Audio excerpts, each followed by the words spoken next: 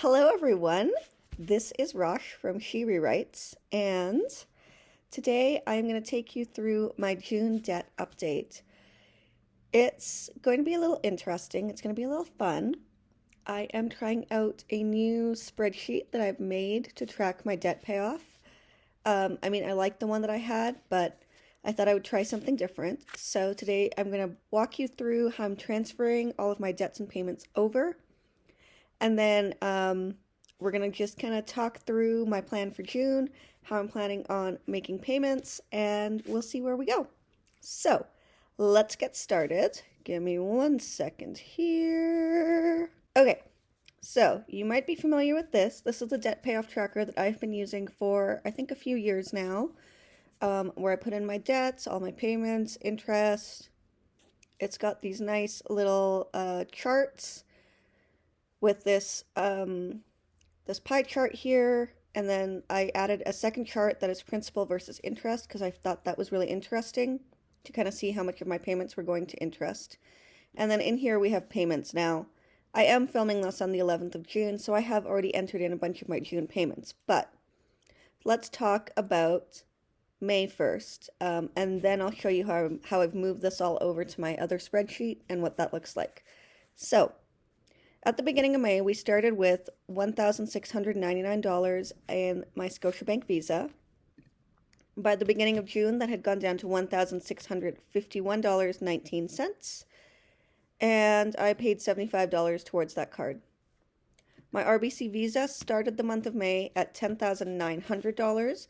It started the month of June at $10,701.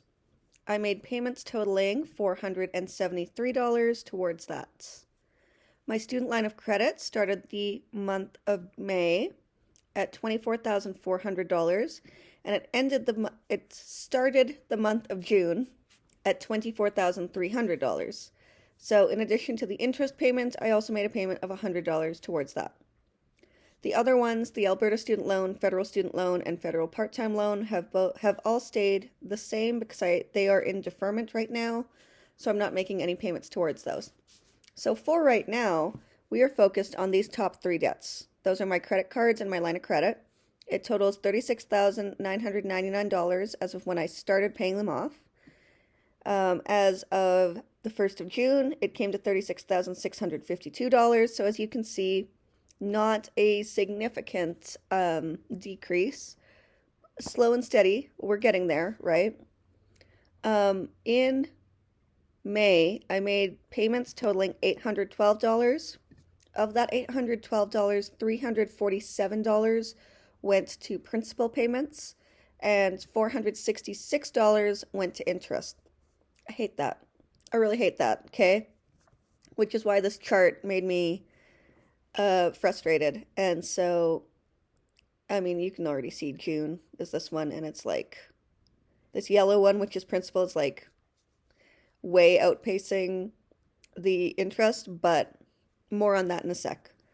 Because I'm filming this already like part of the way through June, I did make some payments.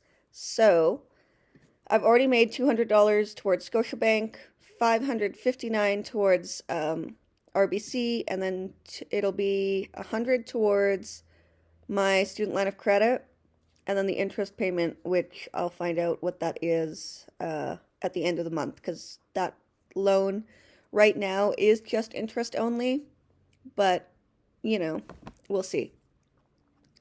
For the rest of these, I've just put in the minimum payments that I'm intending on making for, like if I just made the minimum on these, how quickly would it go down?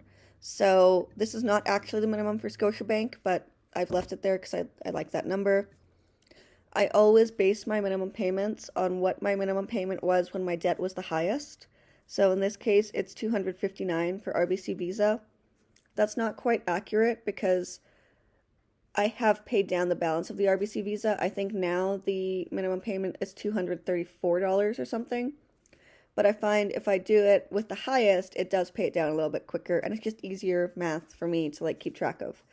If I'm only paying minimums on these debts, I'm paying $549 a month.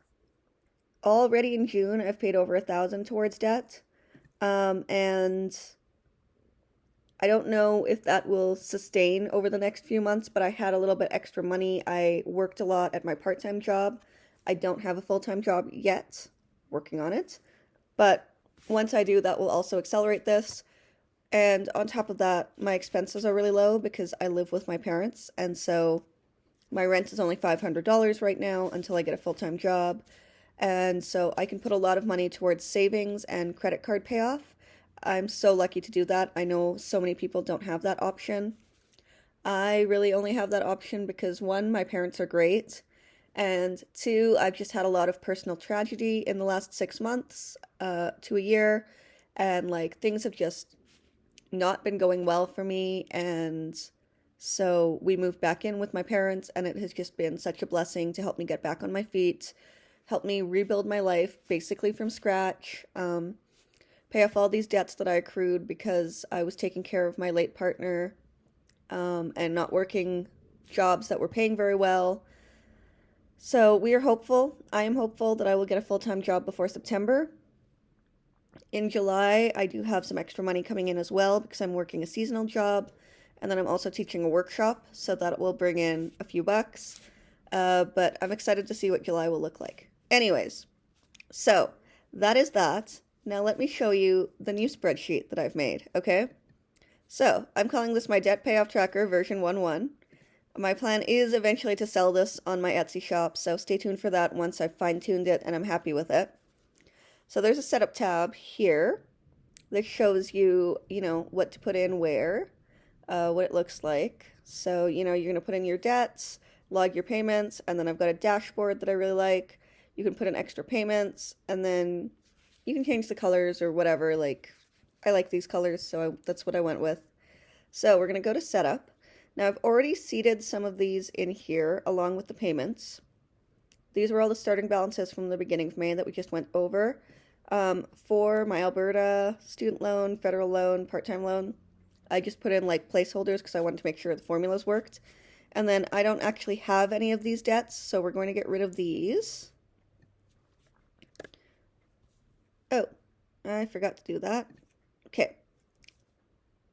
So now those are gone, but let me update the amounts. Yep, okay. All right. So now we've got all of my loans in. All of my debts are in here now. They're in there the way I want them to be in there. I've put in minimum payments for all of them. These ones don't have minimum payments yet. So, all in all, my minimum payments come to like, I don't know. All in all, my minimum payments come to $509. But let's go to the dashboard. Okay, so this is my dashboard. I love this dashboard, okay? It's not as pretty as it could be, but like, we are getting there. The biggest thing I like about this is it gives me my debt payoff date, like right here in big bold letters right at the very top. So I can see exactly which month and year I will be debt free. And this takes from whatever the longest debt is. It also only uses the minimum payments to calculate this like payoff date. But then as you make more payments, it updates that really fast, right? So love that. Right now, it's the student line of credit because the payoff date on that is December 2061. It's obviously not going to be that long, but this is interest only right now. So like, for the rest of these, because there's no minimum payment listed, I can't enter in, like I can't see the payoff date. That's okay for now. I'm all right with that because we will focus on those later. What I also really like is it shows me my total remaining debt, and then the total I've paid off to date, and then the overall progress from 0 to 100%, right? And then when you go down here, for each individual debt, I like created these little cards, okay? And the cards show the name of the debt, the current balance after all payments, interest, all of that, the original amount, the APR, and then the percentage paid off. And then in here, it gives you the payoff date, followed by the minimum payment in little numbers here. So I like this because it's very visual. Like, it lets you kind of play with the numbers, see where you're going to go, what it's going to look like, that kind of thing. And then the way to use it is you go here to the payments log, and these are all kind of a mess because I did them by card as I was setting this up with my debts. And so you put in your payments, and then whenever it generates your interest charge, you add that in so that it calculates everything correctly. So like, okay, let's say that today is June 11th, and I'm gonna pay, I don't know, like $50 towards Scotiabank, right? So if we look on the dashboard, it says right now that the payoff date is May 2028. When I add $50 here, it changes the payoff date to April 28th. So it's like a live update of just how fast you can pay off your debt. And what I really like about this is like it really counts everything. And I think that's what I've been needing is like something big visual that I can work towards. I can like see that payoff date go down, you know? So this is, I think, what I'm going to be using for the next little while. The last thing I want to do though is check that this 127, so it doesn't quite match, but that's because all the payments haven't quite been listed in here. But